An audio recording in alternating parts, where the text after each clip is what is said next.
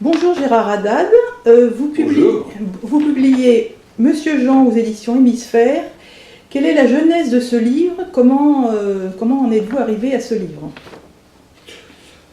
Oui, alors l'écriture d'un livre, que ce soit un essai ou que ce soit un roman, c'est une chose assez étonnante. Ça commence comme une petite cellule. Au départ, c'est ça, hein. C'est pas l'idée d'écrire un livre. Au départ, il y a comme une petite ovule. Une petite cellule germinative. Voilà. Et là, ça a été cette histoire de cet écrivain à la mosquée, au café de la mosquée de Paris, quoi. Ce personnage qui fait semblant d'écrire depuis des années, et en fait il gribouille, quoi, m'a paru vraiment symboliser un peu la subjectivité contemporaine ou la fausseté aujourd'hui de notre subjectivité quelque part. Enfin, certains parleraient de faux self. Voilà, j'ai voulu en faire au départ une petite nouvelle. Et puis j'aurais écrit d'autres nouvelles. Sauf que d'emblée, cette histoire, je rappelle que le livre, pour une bonne partie, au fond, c'est un récit de cas. Cette histoire de ce faux écrivain est entrée tout de suite en connexion avec l'histoire du père de mon patient, qui avait cette histoire qui faisait semblant d'être un grand commerçant, et qui parlait au téléphone alors qu'il parlait à personne. Déjà, avec ces deux choses-là, bon. Par ailleurs, j'étais préoccupé à l'époque. Le roman, c'est une belle machine quand même. C'est une belle machine qui permet, beaucoup mieux qu'un essai, quand vous avez des idées à avancer, de pouvoir mettre plusieurs idées différentes dans une même machine littéraire. Ce qu'un essai ne permet pas. Un essai... si vous essayez de faire comme ça, les gens vous disent « Ah oui, mais quel rapport il y a entre les trucs ?» Là, on ne vous pose pas ce genre de questions idiotes. Vous pouvez. Au fond, tout texte est une sorte de machine qui marche toute seule à un moment donné, quoi. Quand elle ne marche pas, on n'a plus d'inspiration. Bon, et puis après, ça peut revenir ou ça ne revient pas. Donc voilà, c'est parti comme ça. Il y a eu dans l'histoire, pourquoi ce patient m'a autant touché, j'avais envie de raconter son histoire, j'ai raconté d'autres histoires de patients. Ça m'a valu quelques petites critiques, justifiées certainement, mais bon. Et ça, c'est un mystère. Pourquoi ce garçon, ce monsieur, peut-être parce qu'il avait des origines un peu d'Afrique du Nord, d'Algérie, etc., l'histoire du judaïsme, la déchirure qu'il éprouvait entre ses deux parents, l'un musulman et l'autre juif, c'est quelque chose que je vis. Moi, mes deux parents sont juifs, mais c'est quelque chose que je vis, cette déchirure entre ce monde islamique dans lequel je suis né et auquel je dois pas mal de choses. La culture islamique m'intéresse beaucoup et j'en ai profité. Je ne suis pas comme certains qui ont une espèce de haine de leur culture arabe. Moi, je suis très content d'avoir cette culture aussi. Alors voilà, et puis il y a eu d'autres épisodes dans cette histoire qui m'ont paru vraiment sidérants. Et me voilà embarqué dans ce roman. Ça m'a demandé beaucoup de mal, j'en ai fait, vous le savez d'ailleurs, j'ai dû en faire 4 versions différentes. La première était une espèce de petite chose de quelques pages. Ensuite, j'ai voulu en faire comme une histoire analytique, ça a été critiqué, il ne faut pas faire comme ça, bref. Je ne suis pas un romancier professionnel, bien que j'ai écrit un roman dans ma jeunesse. Et voilà comment c'est devenu Monsieur Jean. Qu'est-ce qui arrive à cette personne qui rencontre ce Monsieur Jean? Et en quoi, d'après vous, rencontrer quelqu'un peut être quelque chose de rédempteur dans une vie? Vous savez, notre vie est faite de rencontres. Si je récapitule ma propre existence, au fond, si la vie c'est comme un morceau de musique, comme une œuvre musicale, une sonate, je ne sais pas, les différentes notes de cette sonate, ce sont les rencontres que l'on fait. Ces rencontres peuvent être structurantes. J'ai eu la chance dans ma vie, surtout d'avoir fait des bonnes rencontres, et d'avoir été enrichi et forgé et structuré par toutes ces rencontres, que ce soit celle de mon épouse, que ce soit celle de Lacan, et puis tous les amis que j'ai pu avoir. J'ai fait aussi de très mauvaises rencontres. qui m'ont ravagé. C'est mon rapport au monde musulman, dans lequel j'ai eu mes meilleurs amis, les gens les plus généreux que j'ai rencontrés étaient de ce côté-là, mais les plus grands salauds que j'ai connus étaient aussi musulmans. Donc ce livre trace cette déchirure personnelle qui fait partie de ce que je pourrais appeler mon symptôme. Et ce garçon, et ça c'est pas du roman, hein, c'est la réalité, c'est la vérité de son cas, était sur la pente glissante. Et d'ailleurs ça rejoint beaucoup de choses actuelles. Nous avons affaire à cette affaire de djihadisme et de fanatisme, et le parcours de ces gens est toujours un peu stéréotypé, n'est-ce pas? Ce sont des familles branlantes, des pères qui sont absents, qui s'en vont, des familles tout à fait des enfants abandonnés à l'assistance publique, comme les frères Kouachi, etc.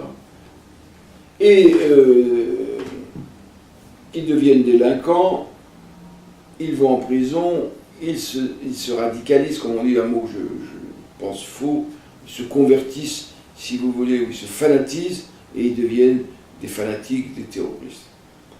Le cas d'Édouard, il était sur cette pente glissante. Famille déglinguée, un père musulman et une mère juive qui se détestaient, une famille complètement à problème, et le voilà parti dans la délinquance. Il fait une rencontre, c'est celle d'un délinquant dans le foyer où le juge l'avait mis. C'est du vrai, hein. Dans ces foyers, il se passe, c'est comme dans les prisons. On ne fait pas des bonnes rencontres. Et le voilà parti dans la délinquance, malgré lui. Au fond, je pense qu'il y avait chez lui, c'est ce que j'ai essayé de retracer dans mon roman, un côté suicidaire. La délinquance était le début du toboggan qui l'amène au suicide. Sauf que, dans ce toboggan, au lieu de rencontrer une autre rencontre ravageante, néfaste, il rencontre ce monsieur Jean, et vous savez, il y a, dans le séminaire de Lacan, sur les 4 concepts fondamentaux, il parle de la tuché, un mot grec, et il y a la doustouchia, la mauvaise rencontre. Donc notre vie est faite comme ça, de bonnes rencontres et de mauvaises rencontres. La dialectique de ces deux fait notre existence. Et donc, le geste de ce monsieur Jean, dont il ne savait rien. Qui est un personnage célèbre. C'est un personnage, à l'époque, était très célèbre. Aujourd'hui, malheureusement, je regrette beaucoup qu'on l'ait oublié, parce que c'est un personnage exceptionnel. C'est Jean Rostand, le fils d'Edmond, mais il n'a pas besoin d'être le fils de quelqu'un, il était en lui-même. Ça a été un homme exceptionnel. Il a été un des fondateurs du groupe, je ne sais plus comment ça s'appelait, avec Simone de Beauvoir, pour la lutte pour la loi Veil. Enfin, la loi Veil est partie de ce groupe. Et il a été un grand militant pacifique contre l'arme nucléaire. Et j'ai appris, c'est marrant, quand le roman a été écrit, fini, j'avais aucune idée de tout ça. Et j'ai appris qu'il y avait un musée, Rostand, qui se trouve dans le Pays Basque, qui s'appelle la Villa Arnaga, où j'ai été invité. Et là, j'ai écouté des discours de Jean Rostand, c'était très émouvant. Par exemple, il disait la dernière guerre fut un carnage, la seconde, ce sera un suicide de l'espèce, quelque chose comme ça.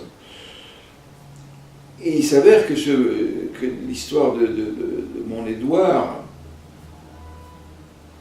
allusion à Édouard Saïd, qui a été l'ami de Barenboim, là aussi, une petite incision, petite incise du problème israélo-palestinien qui est quelque part un peu mon cauchemar. Et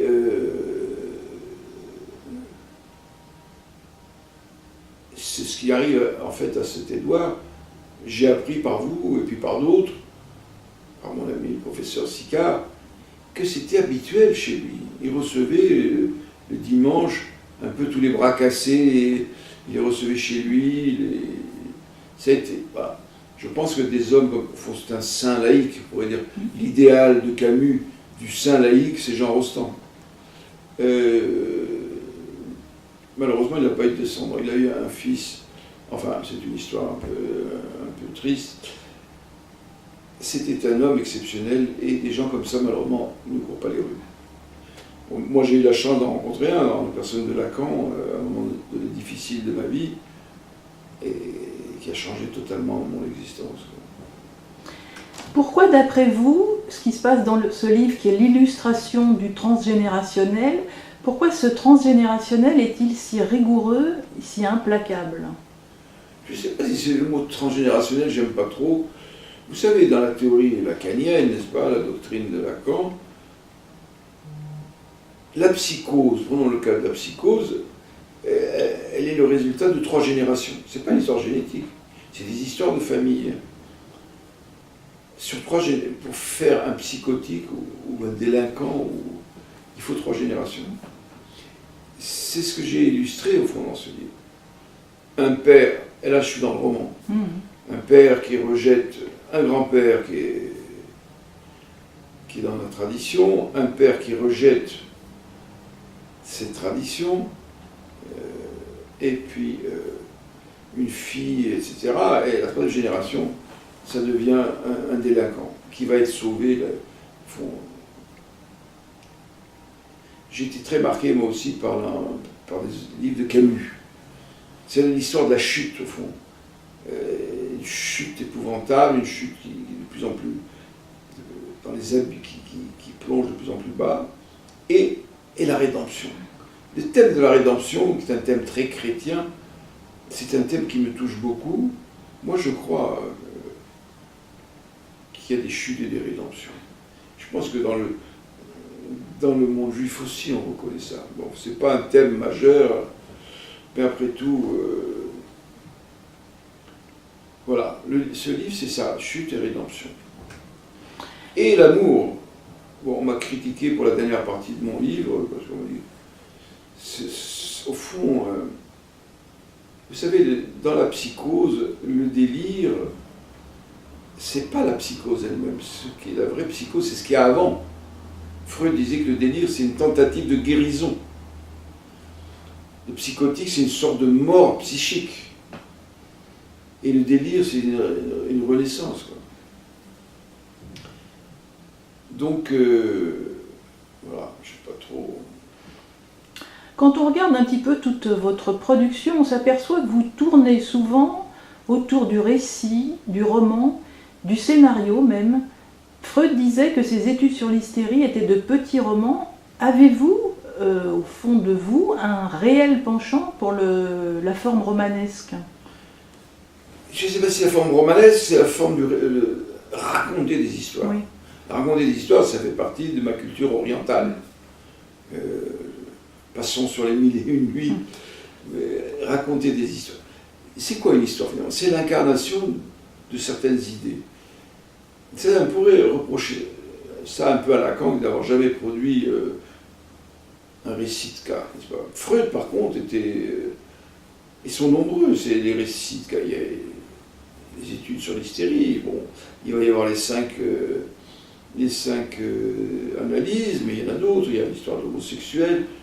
Freud a pensé important d'illustrer, je ne dirais pas illustrer,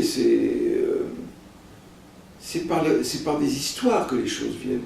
Et c'est un peu le mode de pensée biblique. La Bible essaie de nous transmettre un certain nombre d'idées à travers des récits, qui sont probablement complètement légendaires, complètement faux, n'ont pas de réalité historique, peu importe, c'est pas le sujet. Mais transmettre quelque chose par l'intermédiaire d'un récit, c'est-à-dire l'incarner au fond, ça me paraît important et ça me paraît efficace. À l'essence de la psychanalyse. Le récit ou le roman est la meilleure machine littéraire ou la meilleure... Beaucoup, vous savez, Lacan disait, lisez des romans. Les bons. Aujourd'hui, il y a malheureusement toute une production qui vaut ce qu'elle vaut. Mais les romanciers, les grands écrivains sont nos maîtres. La psychanalyse se nourrit. La relation de Stefan Zweig et de Freud est bien connue. C'est pas simplement, à mon vie aléatoire, c'est parce que Freud, qui a commenté une des nouvelles de Stefan Zweig, 24 heures de la vie d'une femme, tenait beaucoup à cette amitié. Et vice-versa, Stefan Zweig s'est nourri aussi certainement de la pensée de Freud. Donc voilà, moi j'ai commencé ma carrière littéraire, si je puis dire, quand j'avais 15 ans, ça remonte, par le projet d'écrire un roman, que j'avais écrit d'ailleurs, et qui est paru, mais on l'oublie. Et puis après, je ne sais pas pourquoi, ça s'est tari. Plusieurs fois j'ai tenté d'écrire des romans, j'ai pas réussi, mais... Le jour où Lacan m'a adopté, c'est presque un roman. J'ai voulu, et j'ai tenu à ce que l'éditeur ne voulait pas, mais j'ai marqué récit sur la couverture. C'est pas un roman, c'est un récit. Voilà, un récit. Je suis très attaché au récit, contrairement à ce qu'a été à un moment donné ce courant stérilisateur de la littérature française au moment du nouveau roman, où il fallait proscrire le récit. Dieu merci, ces sottises ont... La connerie ne fait pas long feu, comme disait Lacan. Donc, moi j'aime beaucoup entendre des histoires. Et c'est comme ça que le goût d'être analyste, c'est ça. Chaque fois que je reçois un nouveau patient, surtout quand c'est un nouveau patient, je sais qu'il va me raconter une histoire que je n'ai jamais entendue. Quels sont les écrivains qui peuvent s'inscrire dans votre panthéon personnel d'après vous? Oh, il y en a beaucoup. Le dernier, partons du dernier, le dernier romancier qui m'a profondément marqué, ça a été Sebald, dont j'ai parlé. Oui. Sebald, il y avait Primo Levi, mais autrefois quand même la grande littérature française, Malraux, Camus, que j'ai beaucoup lu, surtout ses romans d'ailleurs, plus que ses essais. Je regrette, d'ailleurs, Leibowitz parlait beaucoup de l'homme révolté comme d'un livre majeur. Et Flaubert. Du point de vue du style, quels sont les écrivains qui font mouche chez vous? Moi j'aime les styles clairs, simples. La langue française est une conquête chez moi. Elle ne m'est pas si naturelle que ça. Et j'admire beaucoup ceux qui... Des fois j'entends parler des gens dans un beau français et je suis émerveillé. Donc il faut que je me batte, moi, contre... Et donc j'adopte le style simple, verbe, sujet, complément. Et j'aime beaucoup ce que j'ai suivi toute ma vie, le conseil de Flaubert, qui disait je mets mes textes au dégueuloir. C'est-à-dire que je les lis à haute voix, et si ça ne se passe pas bien, si ça, à mon oreille ça ne passe pas, je transforme. Voilà. La musique joue un très grand rôle dans ma vie, je vis dans la musique. Et d'ailleurs j'écris tout le temps sous la musique. Pendant que j'écris, j'écoute. Enfin j'écoute pas, il y a un fond musical d'œuvres que j'aime. Actuellement je ne sais pas ce que j'ai, mais j'ai une passion pour Mahler, pour les symphonies de Mahler qui sont vraiment d'une beauté. C'est peut-être les plus belles symphonies sont de Mahler. La musique de Bach joue un très grand rôle aussi. Schubert, il y a des musiciens comme ça qui...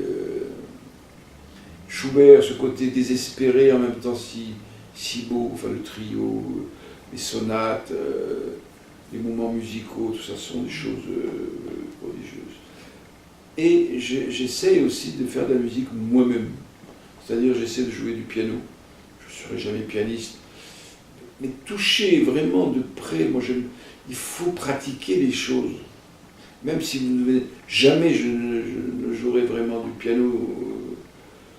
En plus, ma professeure, elle est très difficile, elle me fait jouer toujours des œuvres qui sont un peu au-delà de ce que je peux jouer. Mais je rentre quand même, je touche du doigt ce que c'est qu'une structure musicale. Vous savez, vous écoutez un air, c'est d'une simplicité lumineuse, du Mozart ou même du Bach. Une aria, ça a l'air naturel. Si vous voyez les partitions, la complexité de cette soi-disant simplicité. Donc je suis structuré un peu par le contrepoint, par Bach, par Mozart. Mozart, certaines parties. Beethoven a été un grand amour dans ma jeunesse, beaucoup moins aujourd'hui. Schubert, Brahms, j'adore aussi la musique de Brahms. Il a écrit des mélodies absolument... On se demande comment ça peut naître de telle beauté. Donc voilà.